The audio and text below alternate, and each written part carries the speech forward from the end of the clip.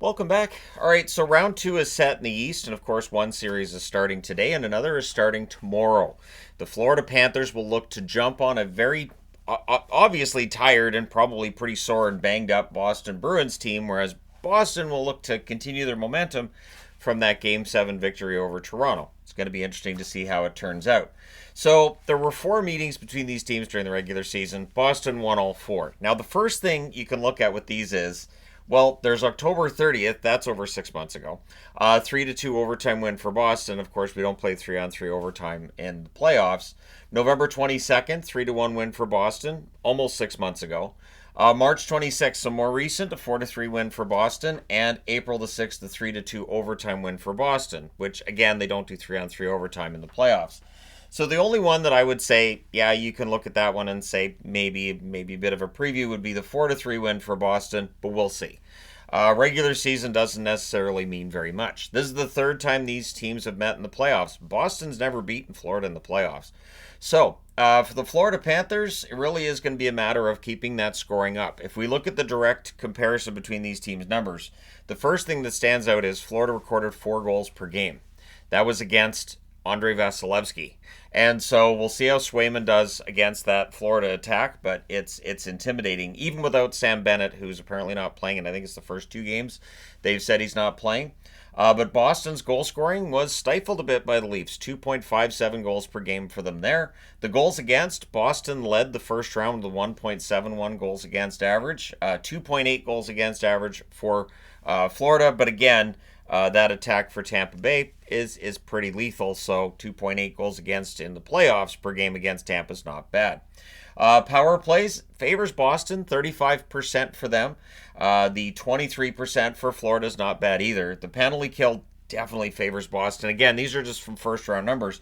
95% killed by Boston that first round. That's where your goaltender being your best penalty killer shows up. 80% penalty kill for Florida. So both teams had good numbers in the first round, but Boston's are better in the special teams. Again, when the second round starts tomorrow, we'll see if there's any carryover. I'm guessing there won't be, but we'll see. So looking at Florida's top scorers, Matthew Tkachuk, 3 goals, 6 assists, 9 points, continues to show he is built for playoffs. Verhaeghe, 5 goals, 4 assists, 9 points.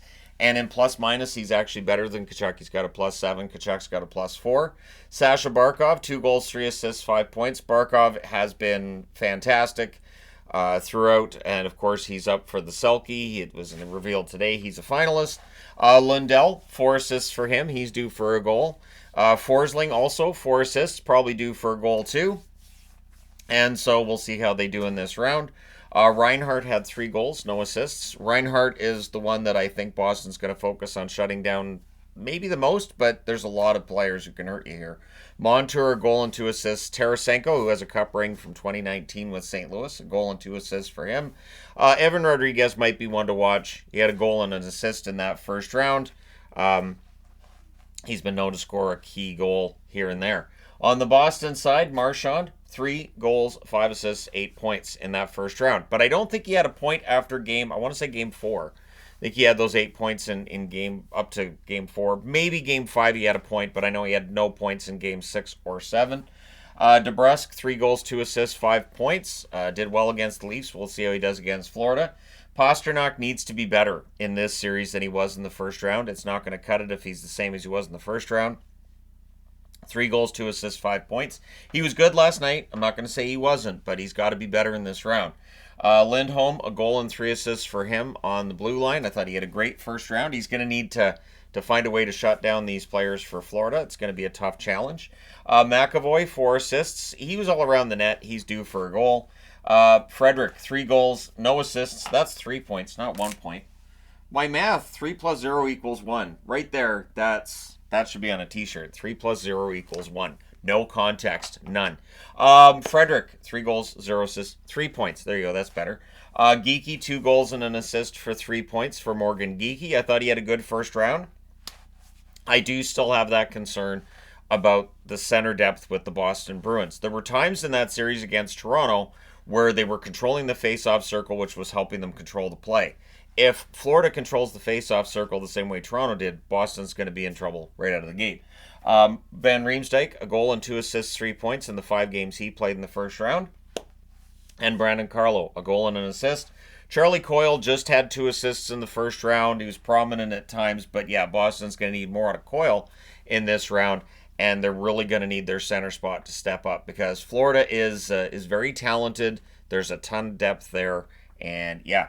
And then the goaltending matchup. The goaltending matchup's going to get a lot of attention. Bobrovsky's numbers in the first round don't look great, but his play was fantastic. This is where the eye test works. 4-1 record, 896 save percentage for Sergei Bobrovsky. On the Boston side, Swayman 4-2 with a 950 save percentage against Toronto. I do not expect Swayman to keep up that save percentage. If he could have it about 930 against Florida, though, that'd be fine. So I've mentioned early in this video that Florida's never lost to Boston in the playoffs. Quite the expanse between the first time they met and the second time, though. They met in 1996. That was the year that Florida went all the way to the Stanley Cup final and lost against Colorado. They won that series 4-1. In the regular season, Florida was 1-2-1 against Boston, so they only won 1 out of 4 games, but in the playoffs it didn't matter. Last year, Florida wins 4-3. It was a 2-2 regular season for Florida against Boston last year. So, what's interesting with this is that means that Florida twice has beaten Boston in the playoffs in the 2 times they've played them, and both times went all the way to the Stanley Cup final, meaning that Florida's going to the Stanley Cup final, everybody. There you go. We don't even have to play the games. But yeah, it's going to be interesting to see if there's a pattern here and if Florida's going to own Boston the way Boston's owned Toronto for so long. So we'll see. I know that the channel vote is heavily in favor of Florida. I absolutely totally get that. Hitting is going to be prominent in this series. Blocked shots will be probably pretty prominent too. But for Florida, they've had days off. So throwing 51.88 hits per 60 minutes against Tampa Bay, honestly, I have to say I thought it would be higher than that. They recorded a ridiculous amount of hits in that Battle of Florida series. Boston, 47.37 hits per 60 minutes against the Toronto Maple Leafs. And it's going to be interesting to see how this series turns out. Of course, Florida at the end of the season charged up and won the division with a record of 52-24-6. Boston 47-20-15. Lost the division at the end of the season there. I did see people say, oh, this is intentional so they can get Toronto. Fine. Now they get Florida in the second round, as they would have if they'd won the division anyways. I don't know that Tampa Bay necessarily would have beaten Boston, but we won't know because it didn't happen, and if it happens next year, obviously the teams are going to be quite different. So you guys can let me know who you think will win this series in the comment section below. I'm wearing Boston, and full transparency, I do think Florida probably beats Boston, but it kind of feels like with Boston and Vancouver both being in the second round that I kind of need to show that support for Boston and wear their jersey for this preview. And whatever happens here, we'll see. But I don't have that expectation that Boston's going to run over Florida or anything. I think it's going to be a good series. I'm going to say it probably goes 6. But would I be surprised if Florida wins both games at home and threatens to make it a quick series? I wouldn't necessarily be surprised. Disappointed, sure, as a Boston fan, but it's going to be interesting to see how it turns out. So let me know your thoughts. Hit like and subscribe if you haven't done so already. Thank you guys so much for all your support. And yeah, round 2. And again, this series starts tomorrow. Should be a fun one. I will talk to you again soon.